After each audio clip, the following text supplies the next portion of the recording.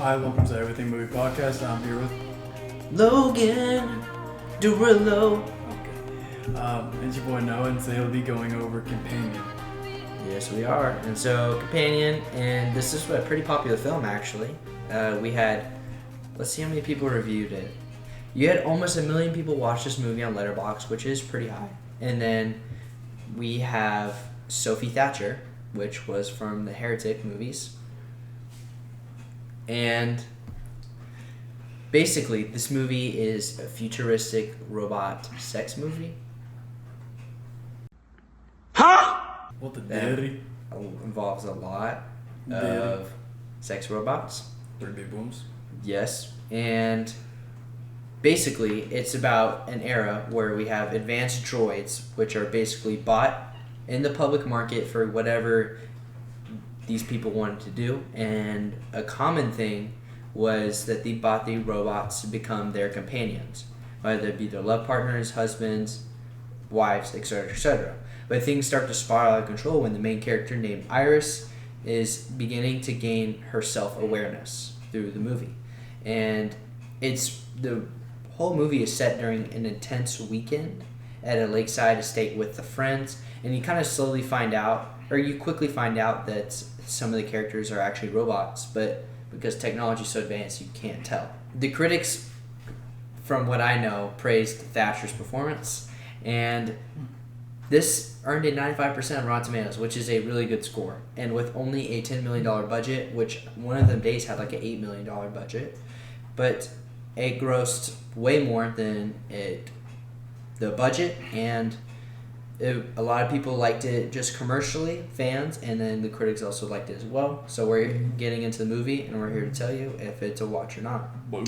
So let's just get into, the good, the goons, and the booms. Wait. Yeah, the goons and the... Wait, no, that doesn't make sense. Well, you want to be Escher 24 hours straight? Okay. I don't know. Start counting. 5, 6, 7. In 4, damn it! Look at me! 1, 2, 3, 4. 1, 2, 3, 4. 1, 2, 3, 4. Now, was I edging or was I gooning? I don't know. Count again. 1, 2, 3, 4. 1, 2, 3, 4. 1, 2, 3. Edging or gooning? Gooning. So you do know the difference! We'll go into the goods. The goods of the movie, Sophie Thatcher's performance definitely was the steal of the show. No, okay. She is bad though.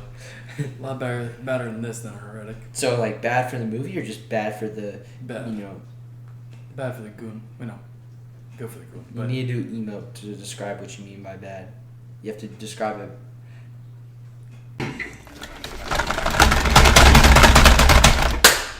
So she is the direction of the show because it's base. Mm-hmm.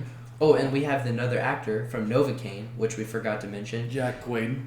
Quaid, yeah, and he was the supporting actor in the movie. Mm-hmm. But as Noah was saying, Iris, Sophie, stole the show as far as acting. Gold. I want to say this because I say this in a lot of movies. It's a good premise.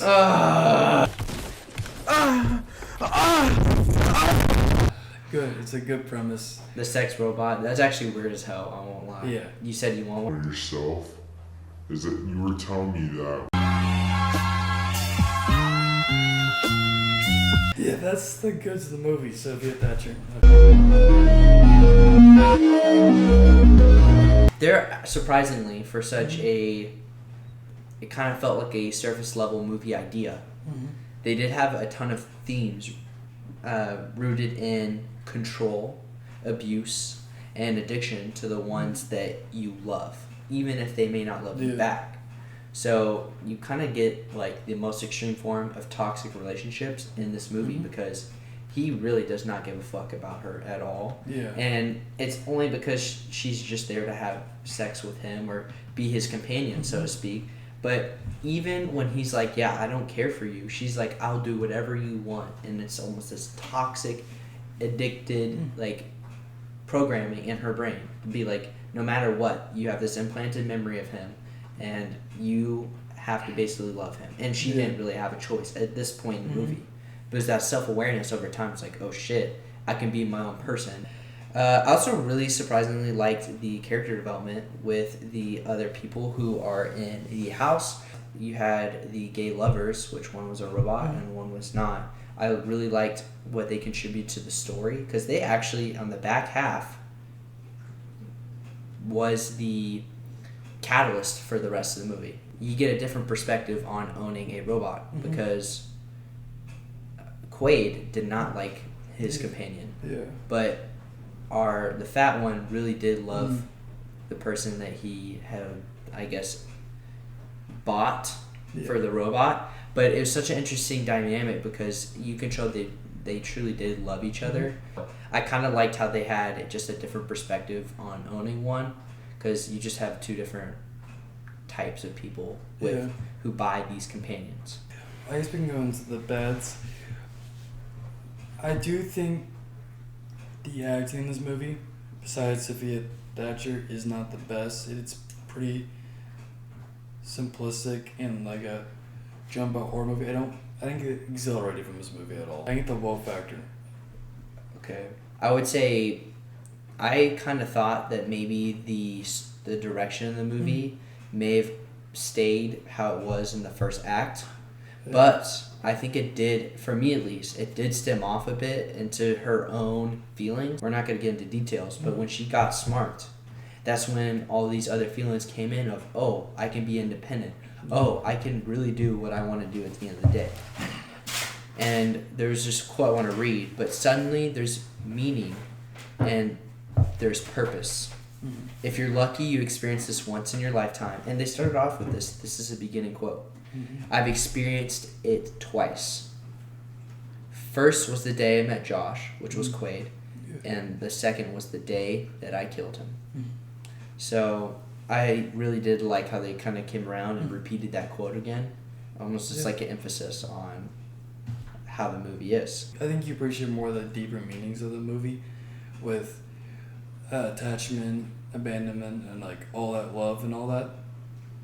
As much as I do, I think you felt it more, and I didn't. I just felt like this is a simplistic plot that it just bland the whole entire way through. As far as horror goes, I definitely liked it just because the tip of the iceberg premise is about a sex robot becoming free of her owner. If you want to put it in a nutshell, would you say that's something? Yeah.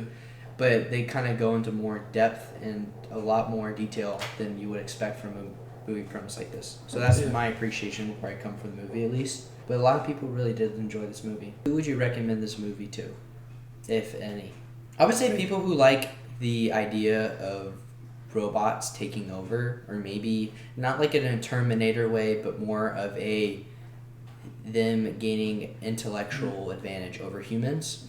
I also feel like if you like Netflix movies, as Noah described, you're going to like this movie as well. Not saying for me at least it feels like a Netflix movie, but you definitely kind of get those vibes at certain points. Maybe I would also recommend like a flirtation. If you like a flirtatious style of movie, which is very jumpy, happy movie. It's like happy, and then you have some of that like evil twist. Yeah. So it's drama filled. It's a drama filled. It's horror. I'd say specks of horror, and I'd say overall go watch the film. Yeah. It was entertaining enough, and if you can get the appreciation for the deeper themes in the movie, even better. So, what about you? Yeah, I agree. I think just go watch it on Netflix or wherever it's on. No, it's on Max. Go watch it on Max. Stream it on Max before it leaves, and you comment down in the comment section if you like the movie or not, or if you think our take is horrible. We'd love to hear you guys' feedback. So yeah, you gave it 6, and you gave it a 7. So it goes in the movie tier list at a 6.5. Yeah. So not the greatest, not the worst. Somewhere in the middle. Mid.